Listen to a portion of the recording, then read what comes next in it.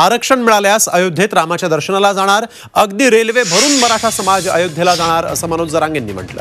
अहमदनगर जिल्ह्यातील भिंगारमध्ये मनोज जरांगेंनी प्रभू रामचंद्राची आरती केली, त्यावेळेस ते बोलत होते।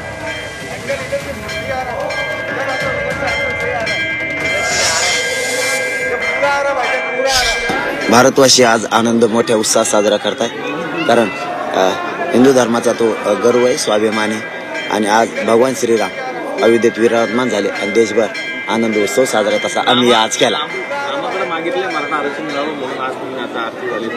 नको म्हणलं आजचे दिवस उद्या मागू, कारण हे त्यांचं चाललंय, त्यांचं चाललंय म्हणलं कशाला उद्या त्याला साकडे वेगळं घालतो मी आपलं श्रीरामांना की आजचे दिवस नाही घातला। आज मात्र आनंद उत्सव आणि आनंदच व्यक्त केला। आरक्षण मिळाल्यावर अयोध्येत जाणार हो, त्यांना सगळ्या रेल्वेच बघा भरून जाते नाही अयोध्या, बाकीचे जरी म्हणते रेल्वे भरून येतात, आपल्या बघा रेल्वे जातात त्यांना दणादण।